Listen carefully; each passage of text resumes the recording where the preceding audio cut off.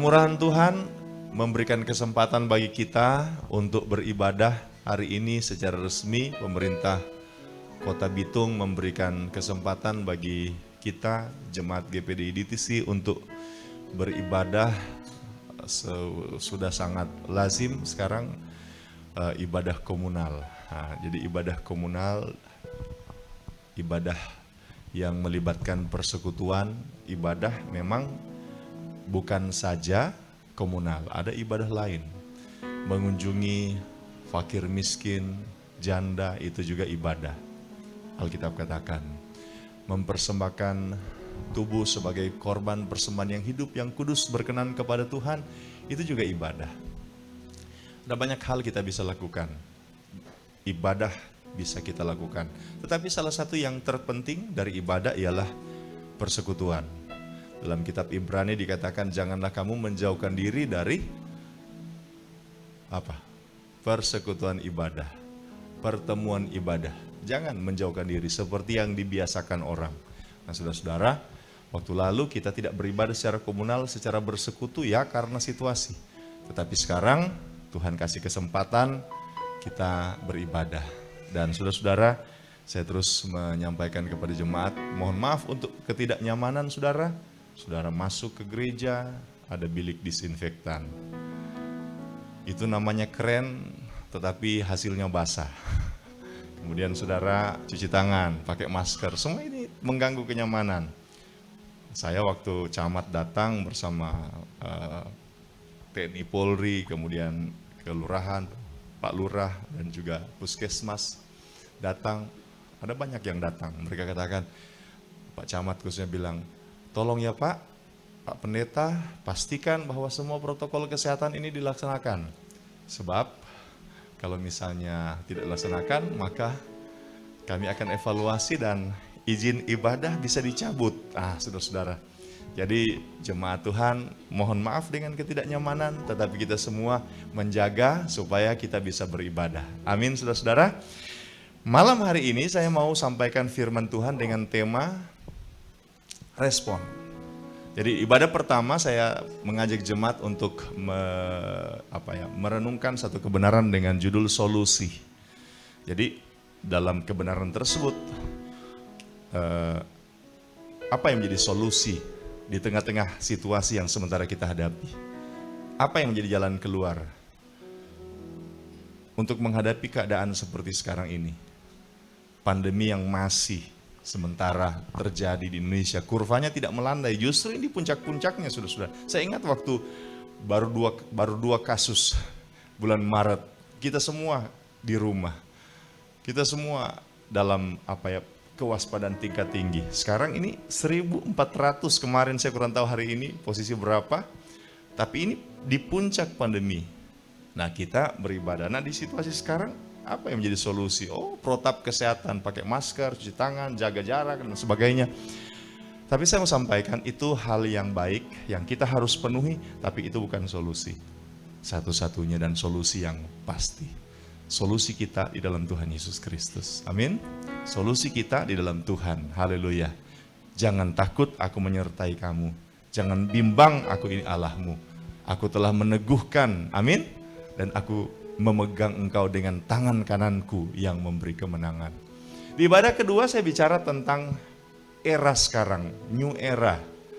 Nah, saudara-saudara, saya sampaikan tentang new era, dan malam hari ini saya bicara tentang respon. Nah, saudara-saudara, saya ingin mengajak dulu kita membaca Alkitab. Sebab kita memang tanpa membaca Alkitab, kita sepertinya belum sangat siap untuk belajar firman.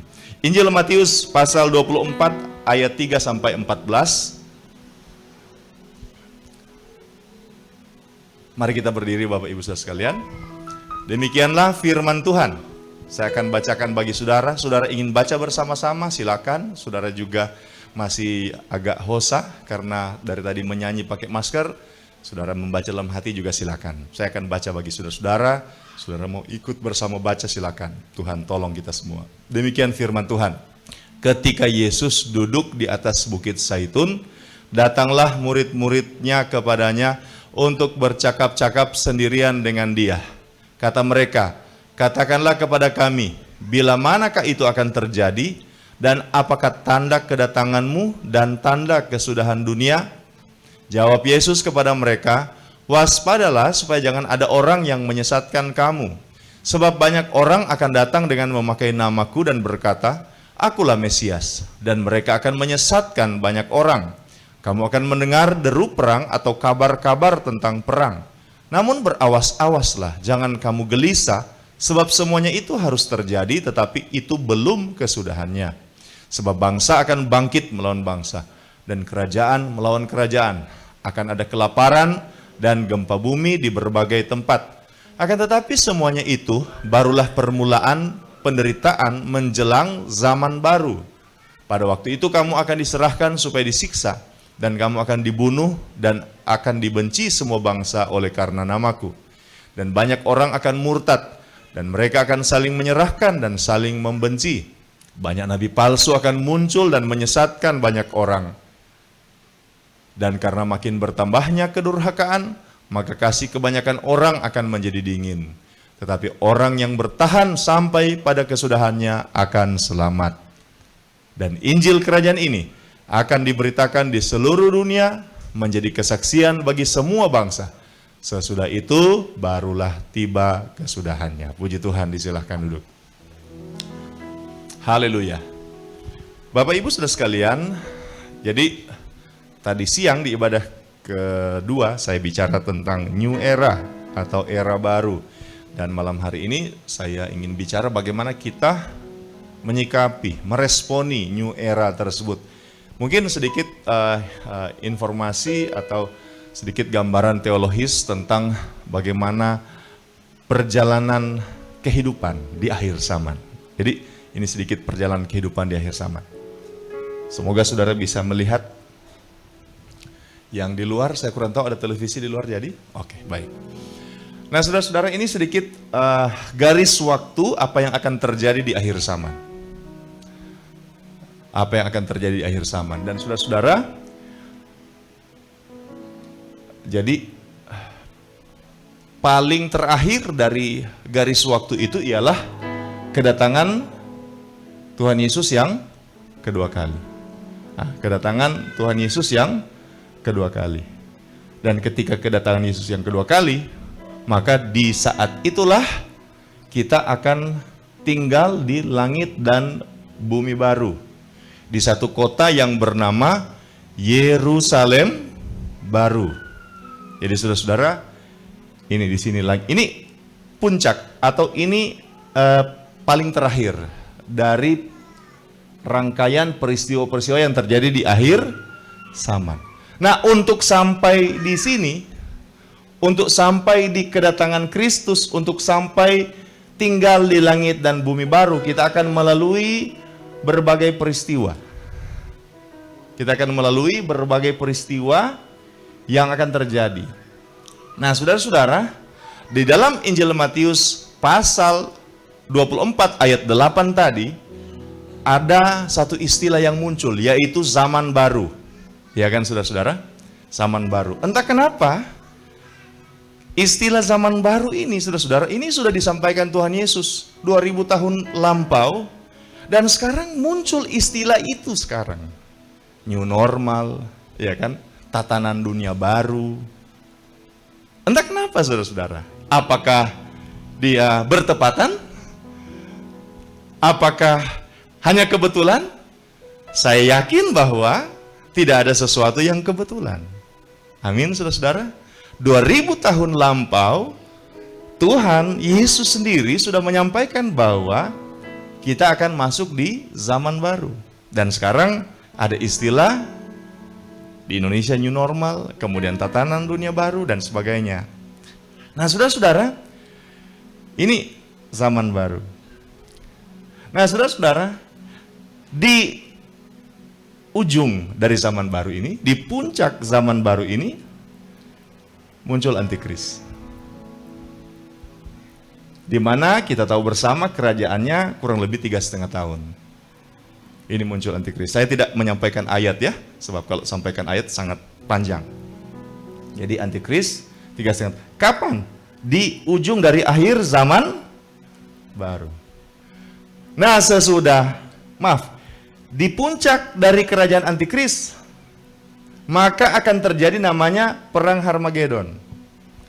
Nah, perang Harmagedon itu merupakan perang antara Tuhan melawan si antikris ini. Nah, perang Harmagedon, si iblis melalui si antikris, nabi palsu dan semua pengikut-pengikutnya kalah. Dan pada saat itu iblis dirantai. Iblis dirantai. Dirantai di mana? Saya tidak mau tahu. Yang pasti dia dirantai. Nah, saudara-saudara, iblis dirantai. Selesailah masa zaman baru itu.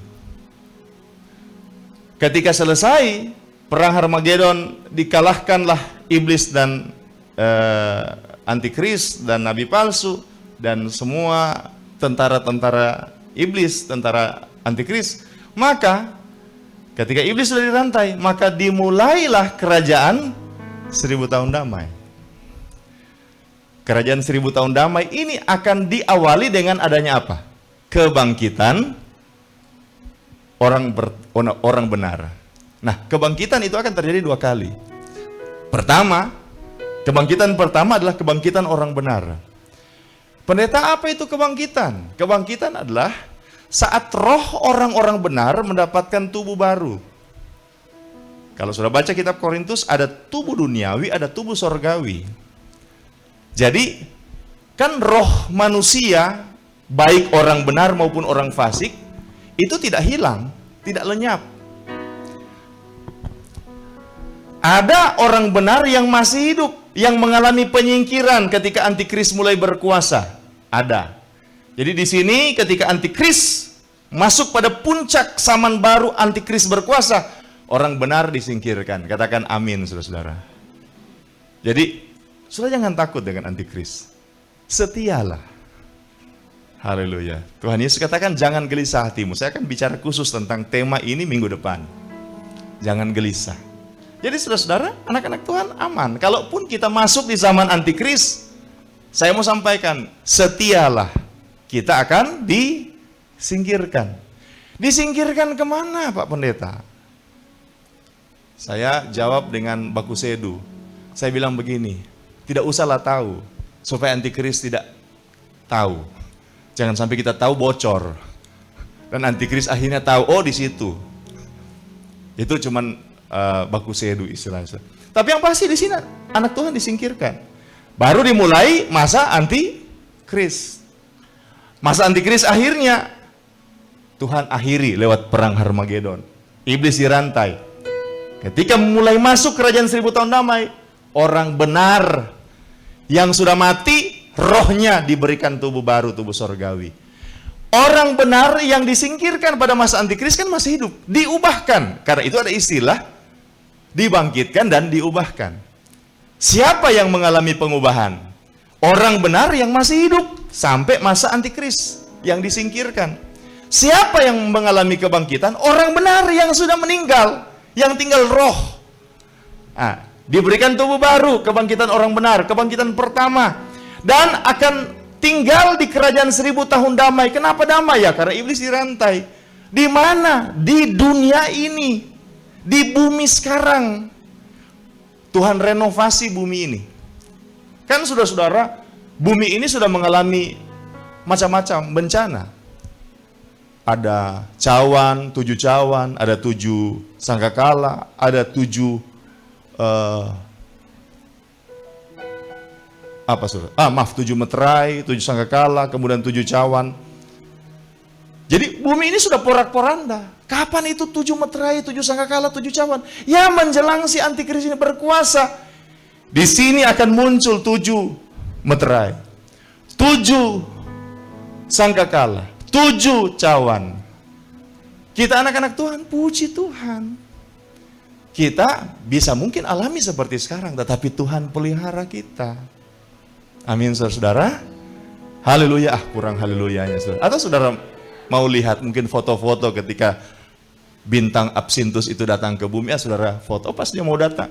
Saudara foto selfie. Seperti itu ya. Kerajaan 1000 tahun damai di bumi sekarang, bumi ini yang direnovasi oleh Tuhan. Tetapi di akhir dari kerajaan 1000 tahun damai, terjadi kebangkitan kedua.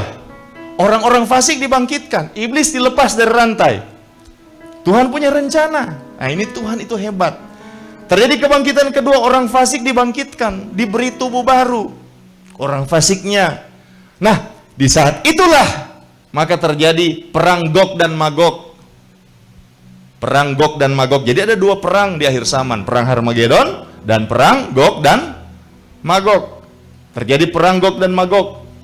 Kalah lagi si iblis. Jadi iblis itu total mengalami 3 kali kekalahan. Kekalahan pertama di sorga, kekalahan kedua di Harmagedon, kekalahan yang ketiga di Gog dan Magog. Ini kalah total. Kemudian orang-orang fasik ini dihakimi dalam penghakiman terakhir. Sesudah semuanya beres, Kristus datang. Langit dan bumi baru. Langit yang pertama, bumi yang pertama, ya langit sudah digulung seperti kertas. Bumi sudah lenyap. Langit dan bumi sudah lenyap. Muncul langit dan bumi baru. Kita tinggal di kotanya yang namanya Yerusalem baru. Lalu kita sekarang di mana, Pak Pendeta? Saya katakan di sini kita. Oh, masih lama. Saya tidak katakan masih lama, saya kurang tahu berapa lama ini zaman baru. Kita ada di satu masa di mana kita akan memasuki zaman baru. Kenapa saudara-saudara? Karena Injil Matius 24 ayat 8, untuk memasuki zaman baru, itu kondisinya seperti seorang wanita mau melahirkan. Jadi kalau wanita mau melahirkan, itu ada tandanya. Semakin dekat dia mau melahirkan, tanda-tandanya semakin apa? Semakin cepat, kemudian semakin kuat. Jadi semakin akan mau melahirkan sang ibu, maka biasanya tandanya perutnya semakin sakit, kemudian frekuensinya. Nah, saudara-saudara, sampai di zaman baru menurut Matius 24 ada tanda-tandanya. Yang makin lama makin hebat, makin lama makin sering. Tanda-tandanya apa? Itu yang dibahas tadi. Apa itu? Penyakit.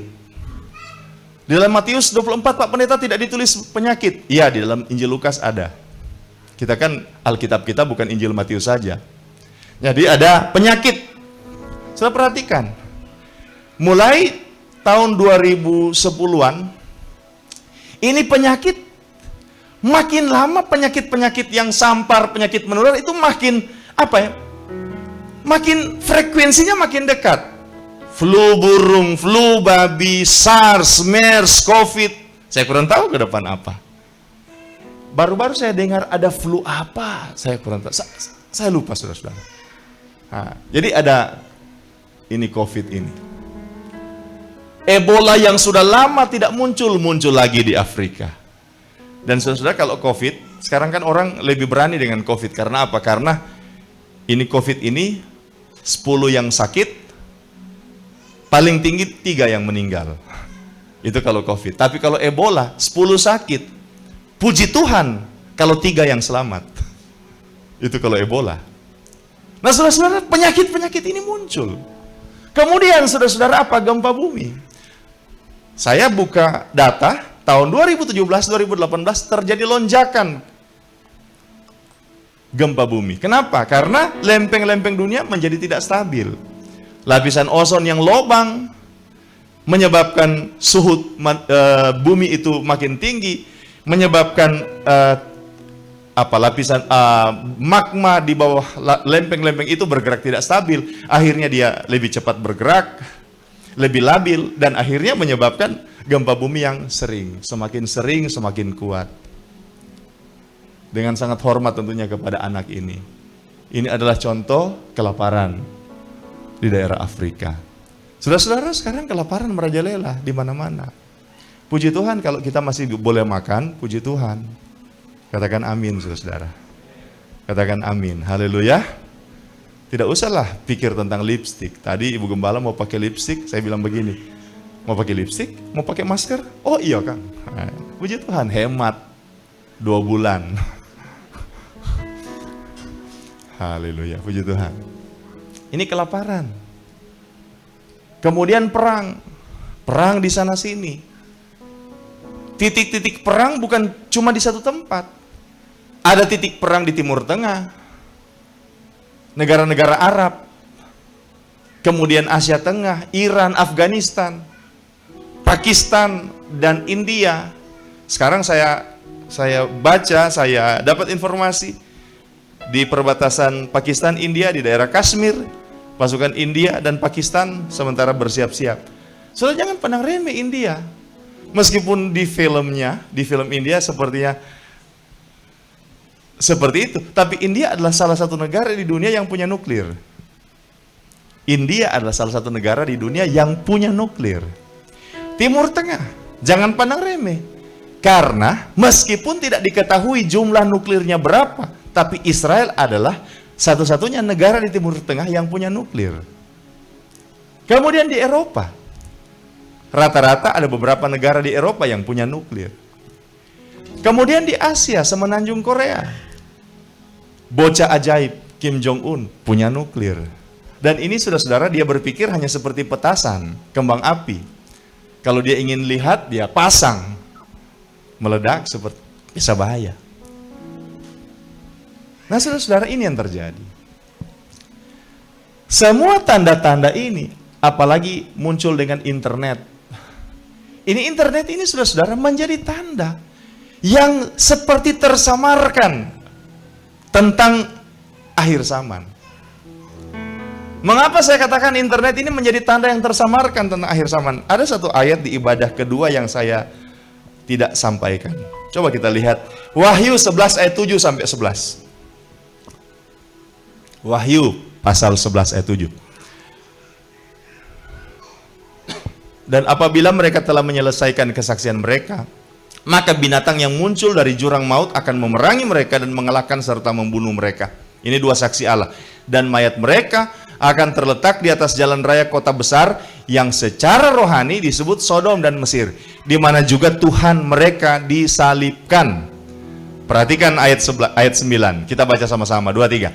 Dan orang-orang dari segala bangsa dan suku dan bahasa dan kaum melihat mayat mereka 3,5 hari lamanya, dan orang-orang itu tidak memperbolehkan mayat mereka dikuburkan. Coba saudara analisa ayat ini tentang apa? Orang dari segala bangsa, suku bangsa, bahasa, kaum. Apa ini hanya sebatas televisi? Televisi saudara-saudara, dunia dalam berita dulu, berita kemarin dulu, baru disiarkan hari ini. Saya ingat saudara-saudara, kalau misalnya di syuting diambil gambar, ada kunjungan gubernur. Saya masih ingat waktu kunjungan gubernur di Pulau Manado Tua, saya masih SD. TVRI yang ambil gambar. Dan kemudian saudara-saudara, kunjungan Pak Gubernur ke pulau kami waktu itu, nanti, saya kurang tahu, mungkin 3-4 hari atau 5 hari kemudian. Tapi sekarang saudara-saudara, juru bicara Kementerian Kesehatan, gugus tugas yang menangani COVID, dia bicara sekarang di Jakarta, berapa jumlah COVID yang bertambah, jumlah pasien COVID yang bertambah, berapa banyak yang sembuh, berapa banyak yang meninggal. Dia bicara sekarang, kita bisa lihat sekarang. Presiden Trump memindahkan memindahkan kedutaan besar Amerika dari Tel Aviv ke Yerusalem. Dia sampaikan sekarang, dia nyatakan sekarang. Saat ini juga kita dengar uji coba Kim Jong-un dengan rudal, hari ini dia uji coba, itu langsung ketahuan di segala bangsa. Nah ini internet saudara-saudara. Injil kerajaan akan diberitakan ke seluruh dunia, baru tiba kesudahan zaman. Saudara-saudara, dulu bawa Alkitab di beberapa negara itu sulit. Saya pernah saksikan kepada saudara-saudara, ini cuma kesaksian dari seorang hamba Tuhan dari Tiongkok. Katanya di sana dulu di Tiongkok, kalau anak-anak Tuhan ibadah, bagaimana mereka membaca Alkitab? Lembaran-lembaran Alkitab itu mereka sembunyikan di kaos kaki mereka, atau mungkin di dalam celana mereka, di tempat-tempat yang diperkirakan tidak diperiksa. Nah, Pas mereka beribadah tanpa suara, mereka bertepuk tangan tanpa suara. Pas pembacaan firman, mereka keluarkan kertas yang sudah cuman potongan-potongan kertas untuk dibacakan. Kenapa? Kenapa seperti itu? Karena sulit. Ada satu pendeta di Bitung, waktu dia pelayanan di Malaysia, dia bawa Alkitab ke Malaysia. Dia ditahan di imigrasi. Tidak mudah untuk membawa Alkitab masuk ke negara-negara itu. Saya ke Malaysia, saya tidak bawa Alkitab. Saya hanya bawa handphone. Handphone saya tidak diisi macam-macam. Nanti di sana, baru saya buka aplikasi. Selesai. Ketika jemaat kita mengadakan ibadah live streaming, puji Tuhan, bisa menjangkau banyak orang. Bukan hanya terbatas di dinding ruangan ini. Haleluya, puji Tuhan. Internet. Semua itu menjadi sebuah akumulasi. Sebuah akumulasi tentang apa? Tentang tanda-tanda untuk masuk di zaman baru. Haleluya. Haleluya. Nah, ini zaman baru ini, saudara-saudara, ini situasinya. Ini mau jadi apa, Pak Gembala? Di zaman baru. Menurut Injil Matius, banyak saudara-saudara, saya berusaha untuk membuat ringkas. Saya berusaha untuk menyampaikan sesuatu yang ya minimal bisa diingat 1-2 poin oleh Bapak Ibu Saudara sekalian. Apa yang terjadi di zaman baru, zaman ini? Apa yang terjadi, Pak Gembala? Apa yang terjadi di situ? 3 hal yang akan terjadi. Yaitu yang pertama, penyesatannya akan bertambah. Nabi palsu, Mesias palsu, ajaran palsu, guru palsu. Ini bertambah makin hebat. Puncaknya apa? Puncaknya Nabi palsu. Binatang yang keluar dalam kitab Wahyu pasal 13. Penyesatan bertambah. Penyesatan apa? Penyesatan melalui doktrin. Doktrin-doktrin yang tidak sehat. Saya mau sampaikan itu, penyesatan itu ada benarnya, tetapi ada salahnya. Dan salahnya itu kemudian menyesatkan yang benar. Haleluya, haleluya. Ini penyesatan akan bertambah. Bertambah artinya apa? Makin tidak kentara. Dulu uang palsu kentara. Palsu. Waktu saya masih kecil, ada satu ibu, bukan ibu, dia nona-nona tua. Dia punya warung. Dan anak-anak sudah, ini biasa disebut, dia karena bisu, jadi di tempat kami dipanggil Wowo. Jadi suatu anak-anak datang bawa uang yang dikukis apa, kue apa, saya lupa. Kasih kepada si Wowo ini. Beli kukis, beli kue. Dia kasih karena dia tidak bisa membedakan. Tapi kita kan tahu ini uang palsu. Uang mainan, uang di monopoli. Ada hotel, ada rumah, siapa yang pernah main monopoli? Itu uang tidak benar. Kemudian ada uang palsu. Tetapi makin kemari, saudara-saudara, uang palsu itu makin tidak kentara kepalsuannya. Makin tidak kentara. Bahannya mirip uang asli. Kemudian cetakannya mirip uang asli. Saudara-saudara, printer-printer keluaran terbaru kalau bikin uang, itu hampir seperti uang asli. Diraba, di Terawang, ada benang apa itu. Sekarang teknologi bisa bikin seperti itu. Bisa bikin. Nah, penyesatan akan bertambah lama, makin apa ya? Makin hebat penyesatannya. Doktrinnya disesatkan. Di ilmu pengetahuan muncul penyesatan lewat jalur ilmu pengetahuan. Ada lewat jalur doktrin. Ada lewat jalur doktrin, ada lewat jalur ilmu pengetahuan, ada lewat jalur sinkritisme, memadukan antara doktrin dan ilmu pengetahuan. Saya tadi singgung di ibadah kedua, saya dapat video dikirim via WA, WhatsApp, pesan WhatsApp, dan kemudian saya lihat videonya. Ini Bill Gates, ini kemudian ada teknologi RFID, semua orang harus divaksin, kemudian akan mendapat sertifikat vaksin, bahwa dia sudah divaksin sehingga dia bebas untuk kemana-mana. Sekarang kan orang naik pesawat harus tes, harus rapid test minimal. Orang masuk rumah sakit di rumah sakit tertentu itu harus swab. Orang pergi ke luar negeri harus swab sekarang, saudara. Nah kalau misalnya itu katanya, wah aman, dapat sertifikat sudah bebas COVID-19, sudah divaksin, seperti itu. Analisa intelektual, analisa ilmiah masuk akal. Tetapi saudara-saudara, pas di bagian tengah, ke akhirnya saya lihat, ini orang ini ajaran sesat, saudara-saudara. Dia bilang, ya kita harus melawan, jangan sampai mereka hanya kaya. Berarti masalahnya kaya, bukan masalah kerohanian. Jangan sampai mereka kaya, kita yang menderita. Bayangkan kalau Yesus datang itu sesudah Antikris berkuasa 200-300 tahun kemudian. Bagaimana? Itu salah, tidak mungkin lah Tuhan Yesus datang 200-300 tahun sesudah Antikris, tidak mungkin. Alkitab menyampaikan hal itu tidak seperti itu. Artinya apa? Penyesatan ini sekarang, teori-teori konspirasi sekarang ini sangat masuk akal. Karena itu saudara-saudara, jemaat, bagikan video di grup WA, di Facebook, itu harus hati-hati. Jangan sampai kita mengedarkan teori-teori konspirasi. Katakan amin. Katakan amin. Dapat teori konspirasi, langsung bagikan. Akhirnya semua panik. Jangan, saudara-saudara. Mari kita bagikan firman, bagikan doa, bagikan pernyataan-pernyataan kebenaran yang Tuhan taruh di hati kita. Haleluya. Katakan amin sekali lagi. Katakan amin. Bagikan live streaming. Haleluya. Ini lebih bagus. Saudara-saudara, saya kurang tahu jemaat GPDI DTC bagikan live stream atau tidak. Tapi yang saya tahu, ada 2 jemaat non GPDI DTC yang membagikan ibadah kita rutin. Sayang sekali kalau jemaat kita tidak bagikan, sementara jemaat lain bagikan secara rutin. Jadi pas mereka dapatkan, mereka langsung bagikan.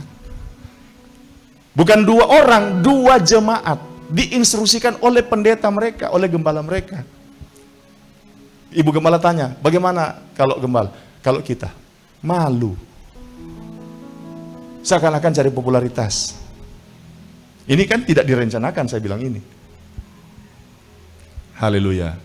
Daripada kita bagi hoax, akhirnya orang ketakutan. Jadi saudara-saudara, penyesatan itu banyak hal yang kelihatannya benar, tetapi sebenarnya iblis datang kepada Tuhan Yesus. Bukankah engkau sanggup mengubahkan batu menjadi roti? Betul, Tuhan sanggup mengubahkan batu jadi roti. Sedangkan kamu Tuhan ubahkan jadi roti, boleh iblis. Tetapi siapa yang mau makan roti bentuknya iblis? Haleluya. Tapi Tuhan tidak mau mengikuti penyesatan iblis. Dia bawa ke hubungan bait Allah. Jatuhkan dirimu, bukankah ada tertulis malaikat-malaikat akan menatang engkau sehingga engkau tidak akan terluka? Tuhan Yesus katakan, bukankah ada tertulis? Ini iblis ini berusaha menggunakan Alkitab, kebenaran, untuk membuat penyesatan. Ini semua saya akan berikan kepadamu asalkan engkau sujud menyembah aku. Tuhan Yesus katakan, bukankah ada tertulis engkau harus menyembah Tuhan Allahmu? Penyesatan-penyesatan ini yang harus kita waspadai, anak-anak Tuhan. Sekali lagi saya mau sampaikan, jangan gampang lagi membagikan video-video konspirasi yang belum diketahui asal muasal dan bagaimana. Haleluya. Haleluya. Kurang haleluya. Haleluya, puji. Ini zaman baru penyesatan bertambah. Kedurhakaan semakin bertambah. Kedurhakaan maksudnya apa? Maksudnya kejahatan-kejahatan moral.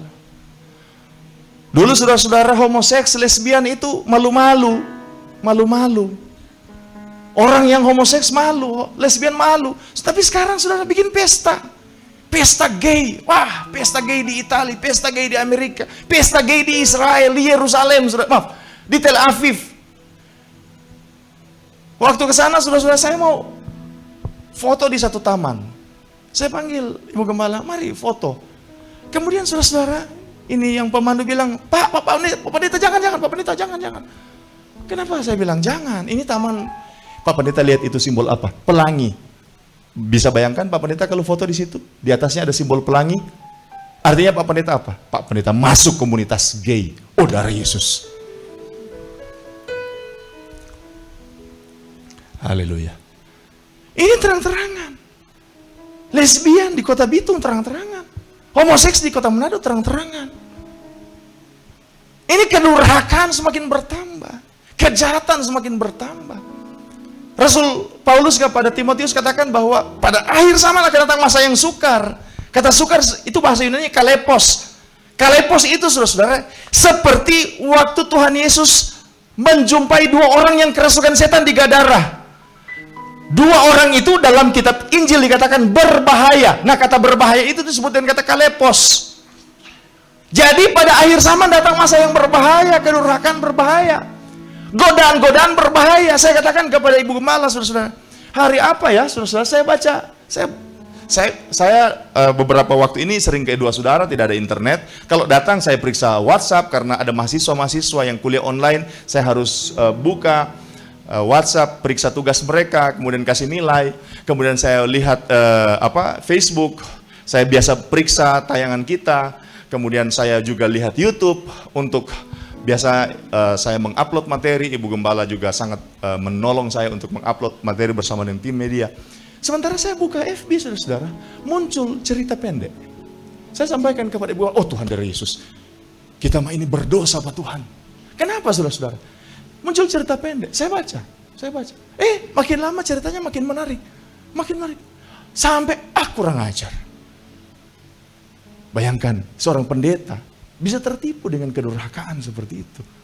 Sudah tahu pasti ya, cerita-cerita seperti ini. Sementara lihat Facebook, muncul video yang tidak baik. Di WhatsApp, ini sangat gampang, saudara-saudara, sangat gampang. Sangat gampang kita beralih antara Alkitab dengan pornografi, betul tidak? Baru selesai baca Alkitab, baru selesai, tiba-tiba bisa beralih.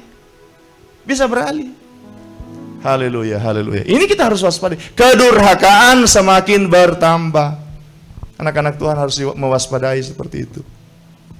Haleluya, haleluya, haleluya. Apa yang terjadi di zaman baru? Bencana semakin bertambah. Itu yang saya katakan tadi. Meterai, 7 meterai dibukakan.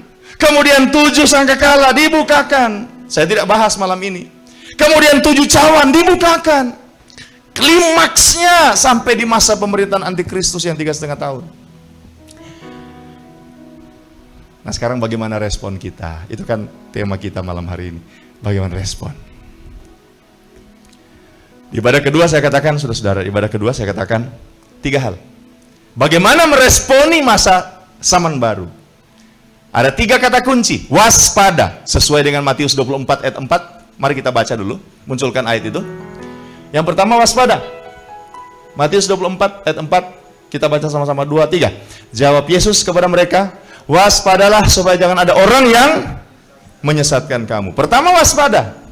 Kembali. Yang kedua adalah jangan gelisah. Matius 24 ayat 6. Kita baca lagi, 2, 3. Kamu akan mendengar deru perang atau kabar-kabar tentang perang. Namun berawas-awaslah, jangan kamu gelisah. Sebab semuanya itu harus terjadi, tapi itu belum kesudahannya. Yang kedua, jangan gelisah. Yang ketiga, saudara-saudara, Matius 24 ayat 13.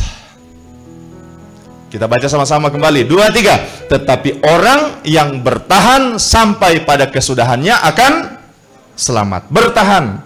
Jadi 3 hal ini yang menjadi respon kita. Waspada, jangan gelisah, bertahan.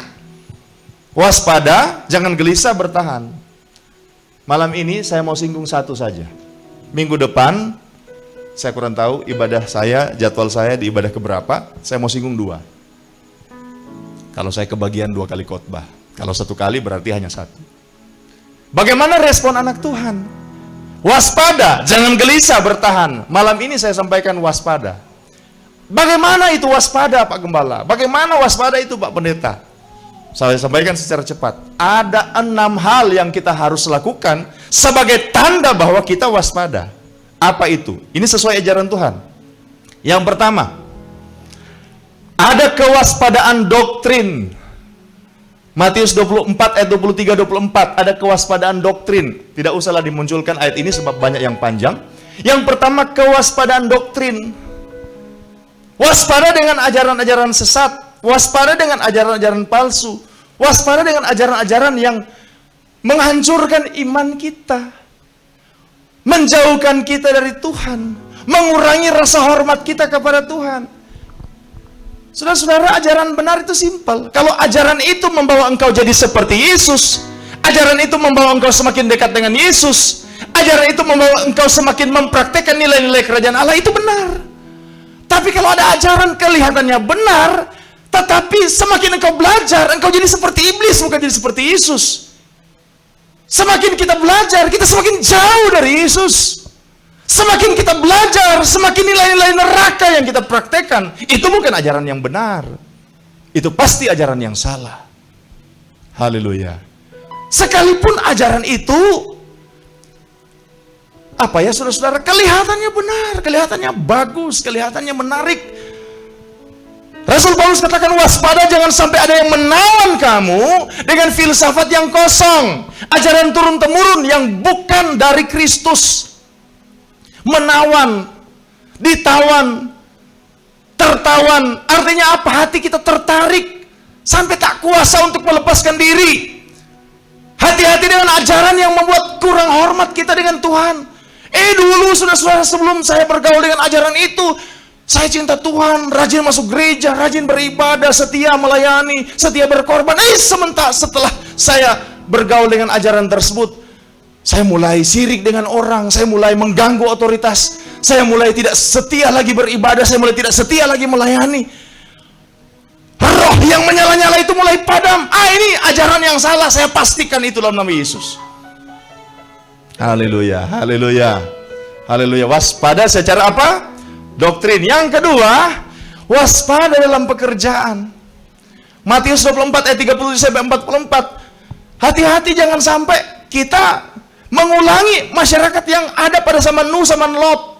Apa yang mereka kerjakan? Mereka menanam, membangun, membeli, menjual, kawin, mawin, makan, minum. Apa yang salah dengan makan, minum, Pak Pendeta? Apa yang salah dengan menikah? Saya ini sebenarnya sudah pas untuk menikah. Kenapa belum menikah? Apa yang salah dengan menikah? Apa yang salah dengan misalnya menanam, membangun? Saya sementara bangun rumah, Pak Pendeta. Saya sementara tambah dapur. Saya sementara tambah toilet. Kami GPDDTC, Tuhan rindu ada gereja supaya tidak ibadah di luar. Puji Tuhan sekarang tidak hujan. Ini saudara-saudara 4 kali ibadah, lumayan lelahnya. Saudara-saudara, saya mau saudara-saudara kasih aplaus dulu untuk beberapa pemain musik dan tim media yang sejak ibadah pertama sampai keempat ini setia melayani. Salah satunya bro ini. Dari pertama sampai sekarang, wah dia makin semangat, wah, haleluya, haleluya, puji Tuhan. Saudara-saudara, apa yang salah? Menanam, membangun, membeli, menjual. Kalau bisa salah membeli, menjual, tutup warung-warung jemaat. Ada satu pemudi pulang, Pak, tutup warung kita. Pak Pendeta bilang, salah, ini zaman Lot. Haleluya, puji Tuhan. Menanam, membangun, tutup proyek di sana. Haleluya. Tidak ada yang salah, tetapi waspada. Jangan kehilangan kewaspadaan dalam pekerjaan. Maksudnya apa? Maksudnya terlalu asik dengan bekerja, lupa Tuhan. Terlalu asik dengan kesibukan, lupa Tuhan. Tidak jadi ibadah karena apa? Karena ada pesta. GPDDTC 4 kali ibadah. Tidak beribadah gara-gara pesta. Saya akan tambahkan satu lagi, jam ibadah jam 12 malam.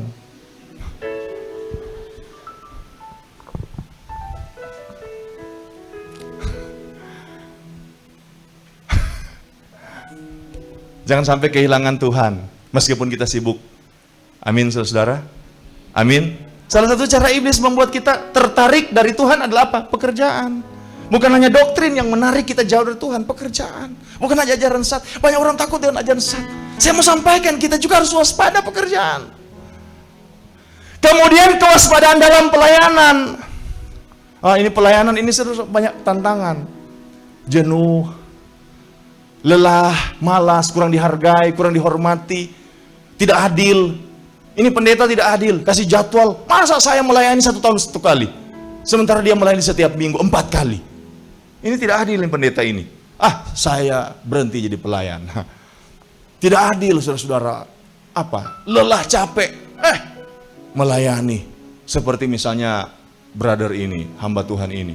Dia melayani dengan sepenuh hati. Apa yang dia dapatkan? Apa yang diberikan kita kepada Brusemi ini? Haleluya, puji Tuhan. Orang mulai akhirnya ini dunia lebih menggoda, dunia lebih menarik. Dan akhirnya orang mulai meninggalkan pelayanan karena masalah, karena pergumulan, karena mungkin roh percideraan. Waktu saya singers, waktu dia jadi worship leader, saya topang, saya menyanyi sekeras-kerasnya dengan suara terbaik. Waktu saya jadi worship leader, dia jadi singers, dia tidak menyanyi.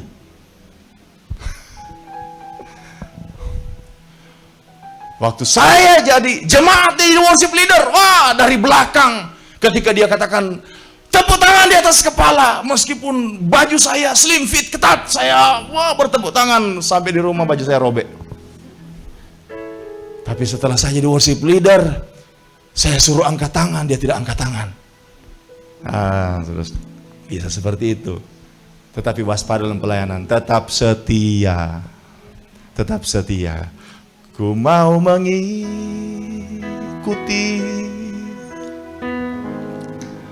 kehendak-Mu ya Bapa. Oh, ku menyenangkan hati-Mu. Ada banyak ketidakpuasan dalam pelayanan. Ada banyak situasi yang rumit dalam pelayanan. Tetapi mari kita ambil komitmen. Ku mau ikuti kehendak-Mu ya Bapa. Ku mau selalu menyenangkan hati-Mu. Ku mau mengikuti kehendak-Mu ya Bapa.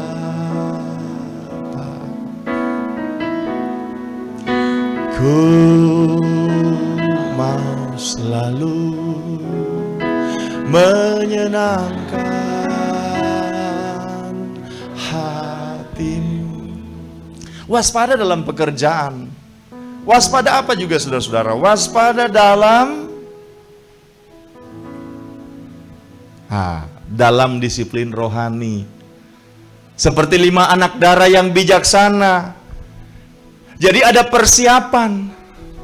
Banyak orang nanti berdoa saat ada masalah. Kalau ada masalah baru berdoa, Tuhan tolong, Tuhan tolong. Tapi kalau tidak ada masalah, dia tidak pernah berdoa. Dia kalau ada sesuatu yang dia perlu hikmat, baru dia baca Alkitab. Kejadian sampai Wahyu 1 kali baca. Tapi kalau semuanya tenang, aman, damai, sentosa, makmur, mana dia sentuh Alkitab? Baca Alkitab, saudara-saudara. Baca Alkitab Mazmur 23 tidak sampai 1 menit. Baca Alkitab 5 menit. Saya baca Alkitab Mazmur 119, 1 ayat 1 sampai 176. Kalau kita baca 25 menit, saudara-saudara, baca normal. Siapa yang pernah baca Mazmur 119 ayat 1 sampai 176? Angkat tangan. 1, 2. Rata-rata mahasiswa teologi, janganlah pamer. Oh, ditanya dia bilang papa yang tanya, masa bilang pamer. Ini mereka baca karena mereka mahasiswa teologi. Kalau jemaah tidak. Panjang sekali Pak Pendeta. Mana lebih panjang dengan drakor? Saya nonton drakor ini gara-gara Ibu Gembala dan anak-anak. Weh, menarik. Habis episode 1, episode 2 mana ini episode 2? Drakor berapa lama?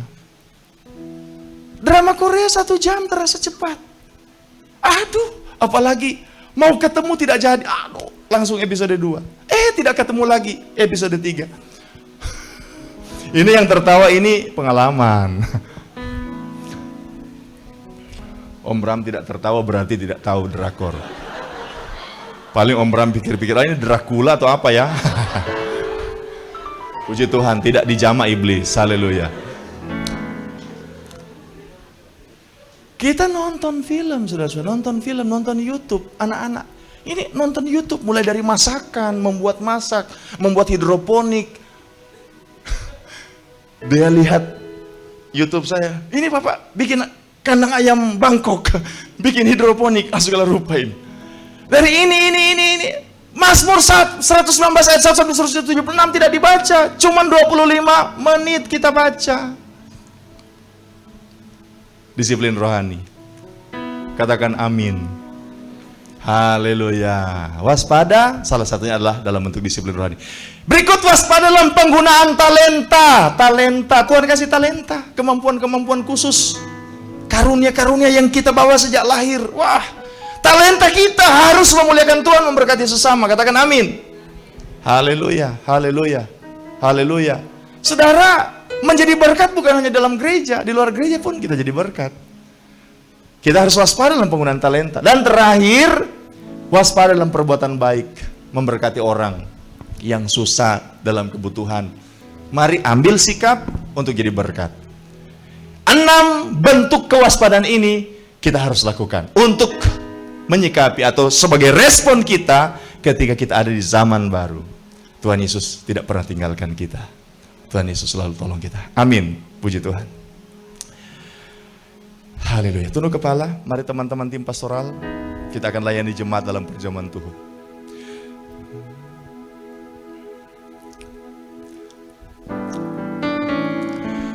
Sungguh tidaklah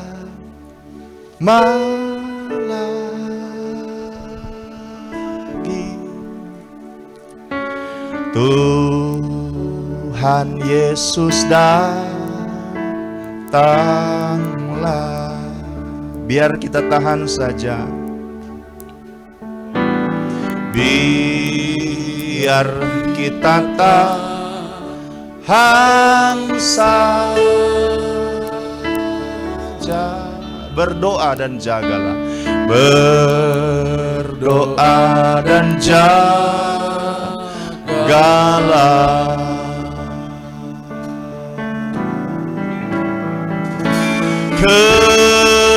Kesenangan yang besarlah,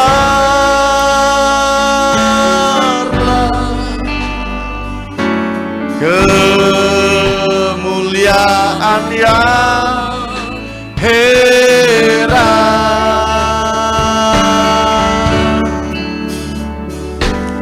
Sebab itu saudara,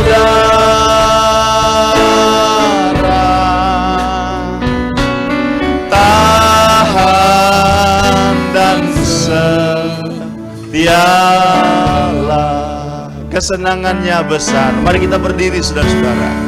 Oh, kesenangannya besarlah,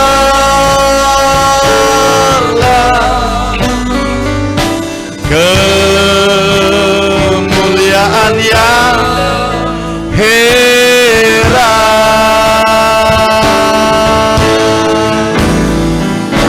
Sebab itu saudara,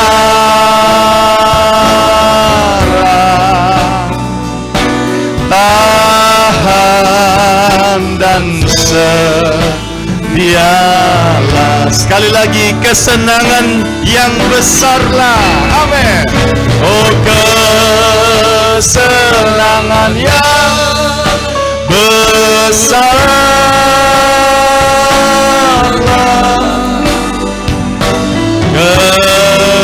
kemuliaan yang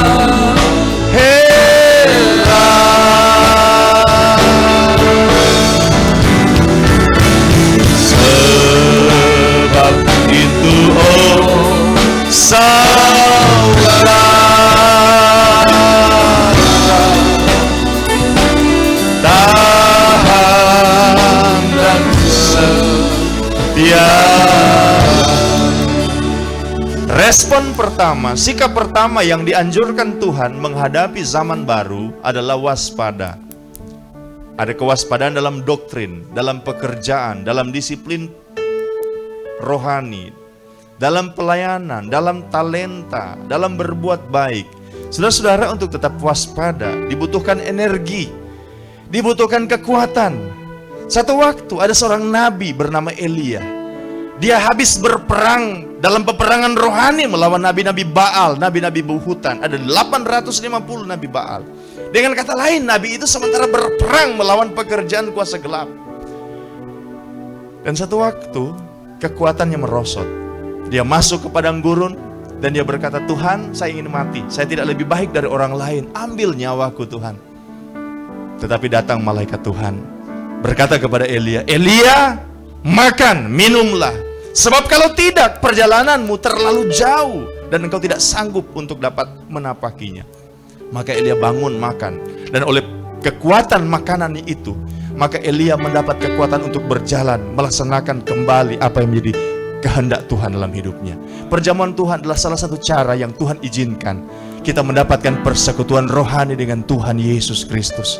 Kita dapatkan kekuatan rohani dari Tuhan Yesus Kristus. Kita bukan hanya sekedar mengandalkan komitmen kita. Kita bukan hanya sekedar mengandalkan apa yang ada dalam hidup kita, tetapi kita andalkan Tuhan lewat perjamuan Tuhan. Kita minta, Tuhan kuatkan saya. Tuhan kuatkan saya. Tuhan kuatkan saya. Tuhan kuatkan saya, Tuhan. Tuhan kuatkan saya. Bukan kehendakmu yang jadi,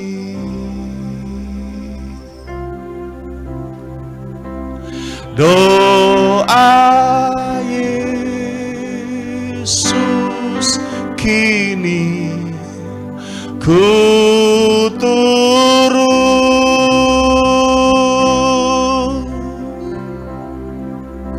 bila kelemahan bimbangkan ku selalu,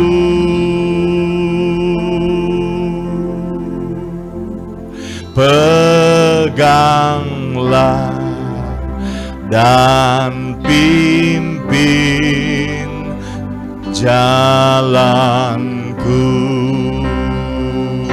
Haleluya, sama-sama. Oh, bukan kehendakku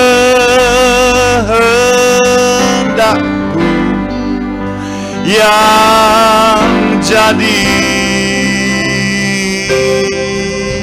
oh, doa Yesus kini ku turut, bila kelemahan bimbangkanku selalu, bila kelemahan bimbangkan ku selalu. Haleluya. Peganglah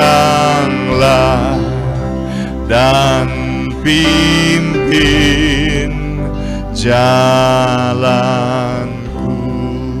Bapa, kami akan masuk dalam persekutuan dengan Engkau dalam perjamuan Tuhan. Kuduskan, layakkan kami semua, baik sebagai jemaat, baik sebagai pelayan. Roti anggur yang akan kami nikmati, berkati, kuduskan semuanya. Dan kami siap menyambut perjamuan Tuhan di dalam nama Bapa, Putra, dan Roh Kudus, yaitu dalam nama Tuhan Yesus Kristus. Haleluya. Amin. Haleluya. Terpaku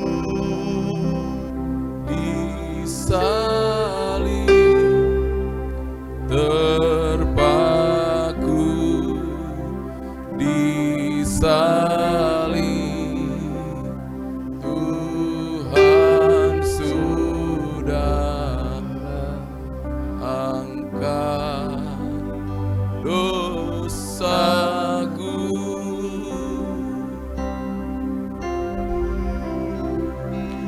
Dan darahnya bawa kelepasan dosa, digenapi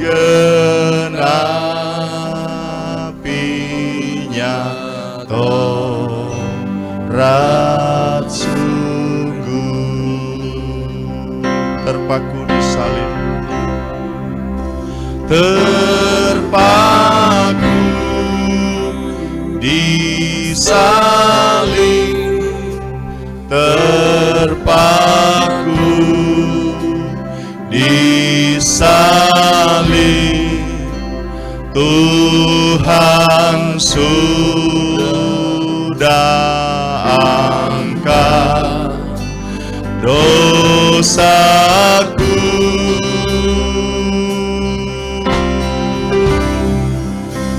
dan darahnya bawa kelepasan dosa, digenapinya Torat sungguh terpaku di salib. Oh, terpaku di salib, terpaku di salib. Tuhan sudah angkat dosaku.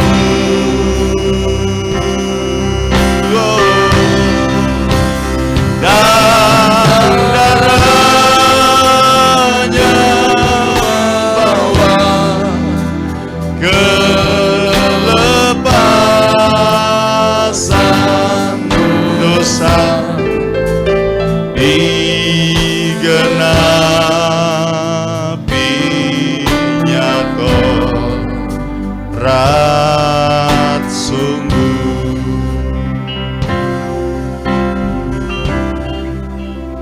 Salibnya,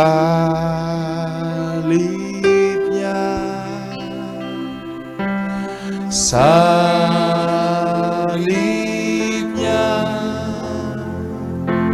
selama mulia,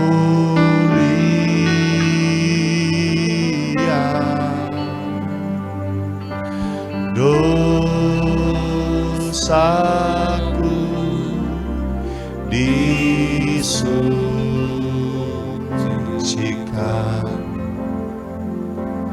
oleh darah Yesus. Oh, salibnya,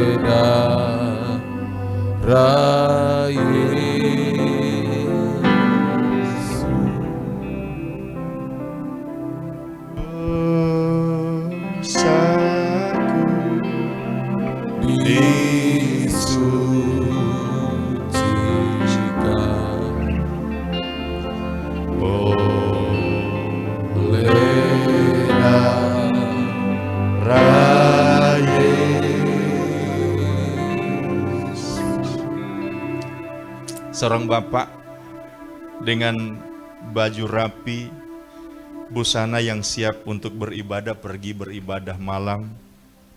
Dan pada waktu itu hujan baru berhenti, cukup deras hujan.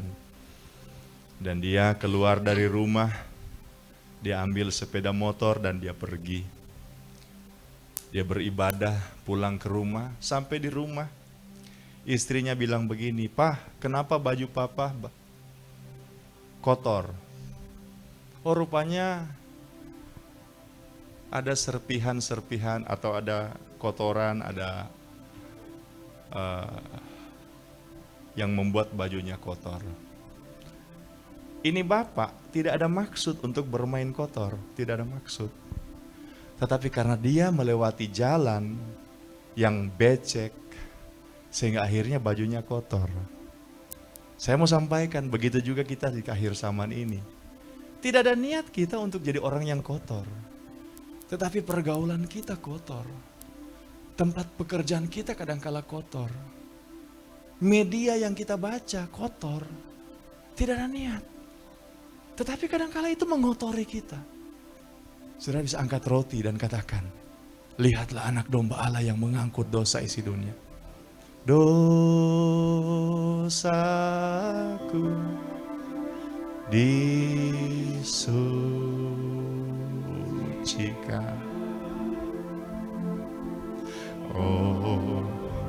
oleh darah Yesus. Sekali lagi, dosa. Biar Roh Kudus menenteramkan hatimu. Biar Roh Kudus mendorong kita dalam sebuah pengakuan seperti Raja Daud. Jangan ambil rohmu Tuhan. Biar itu tetap ada dalam hidupku. Bersihkan, tahirkanlah aku Tuhan. Di tengah-tengah zaman yang seperti ini. Oh dosaku. Dosa. Tuhan mulai menyucikan kita. Apakah itu sengaja, apakah itu tidak sengaja, Tuhan membersihkan kita. Darah Kristus lebih dari cukup.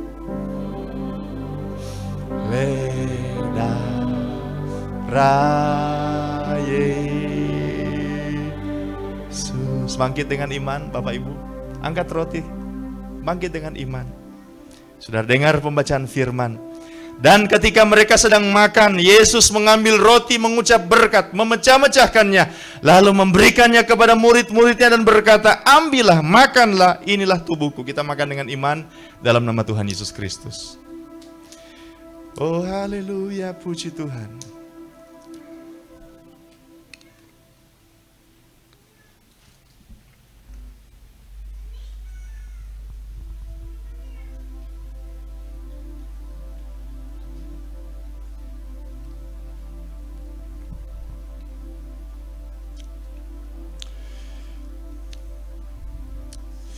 Haleluya.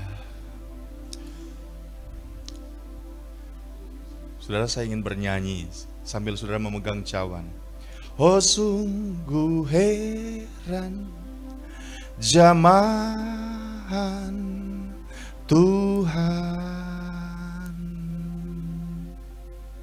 Oh sungguh heran jamahan Tuhan. Bila hampiri dia hampiri engkau. Oh sungguh heran jamahan Tuhan. Yang sakit terimalah kesembuhan. Oh sungguh heran, yang lemah terimalah kekuatan. Haleluya. Yang susah Tuhan berikan sukacita. Tuhan mulai hibur hatimu. Oh sungguh heran jamahan Tuhan. Amin. Bila hampiri dia hampiri engkau, dia hampiri engkau.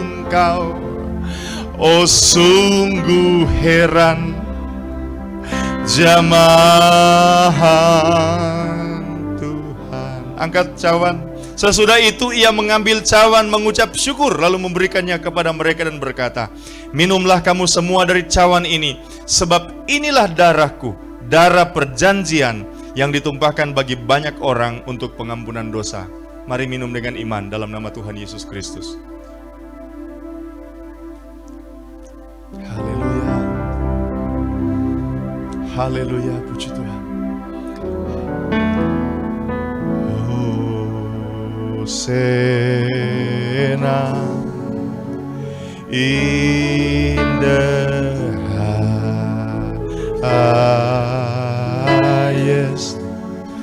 Let our King be lifted up. Hosana.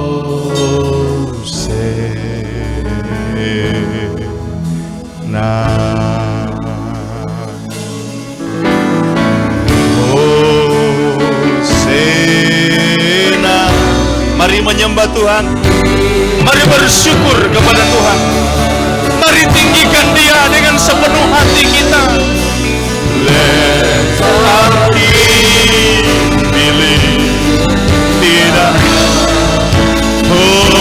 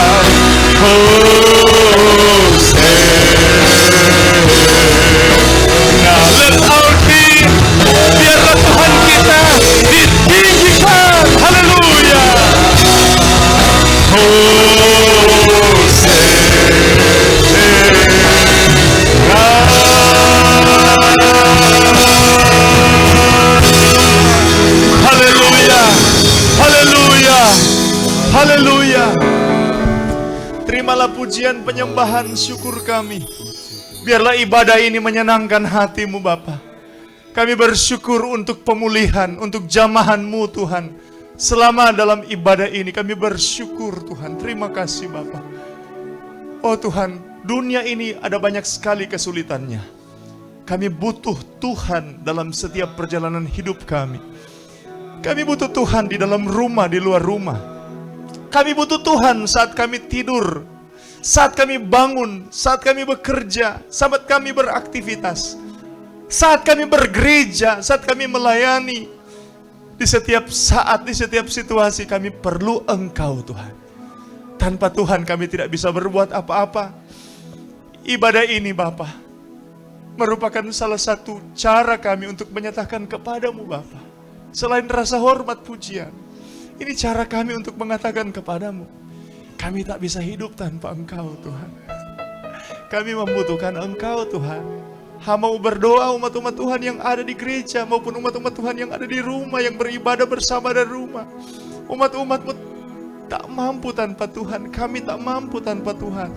Engkaulah kekuatan kami Bapa. Engkaulah yang menjadi andalan kami Tuhan. Engkaulah yang menjadi sumber pertolongan satu-satunya. Janji-Mu digenapkan bagi kami. Terima kasih Bapa. Biar ibadah ini memuliakan Engkau dan memberkati seluruh umat Tuhan. Tuhan memberkati perjamuan Tuhan yang sudah kami laksanakan. Bahkan semua ibadah ini, rangkaian ibadah awal sampai akhir, diberkati Tuhan. Umat Tuhan akan kembali beraktivitas. Ada Tuhan bersama kami. Tuhan menjadi pelindung kami. Tuhan, di tengah-tengah wabah yang masih merajalela, kami terus minta penjagaan-Mu, perlindungan-Mu. Kami aman, terlindung di dalam nama Tuhan Yesus Kristus. Tuhan, jaga semua orang tua, ibu bapak, anak-anak kami, baik anak-anak muda, anak-anak yang kami yang masih kecil, ibu-ibu yang sementara mengandung. Tuhan, jaga pelihara kami seperti biji mata-Mu. Terima kasih Bapa. Kami serahkan semua dalam tangan Tuhan. Kami yakin Tuhan baik, Tuhan tidak pernah tinggalkan kami. Dan kami akan mengakhiri ibadah ini di dalam nama Tuhan Yesus Kristus. Kami mau pulang, Tuhan jaga pelihara sampai di rumah. Umat Tuhan, terimalah kasih karunia dari Allah Bapa yang telah dinyatakan dalam Yesus Kristus, Tuhan dan Juru Selamat kita.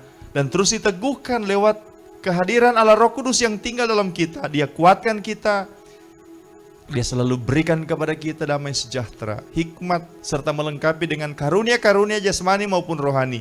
Menjadikan kita umat pemenang yang terus alami janji Tuhan. Jadi berkat bagi banyak orang supaya Tuhan kita dimuliakan melalui hidup kita. Terimalah berkat-berkat ini di dalam nama Tuhan Yesus Kristus. Haleluya. Sama-sama dengan iman katakan amin. Puji Tuhan. Disilakan duduk.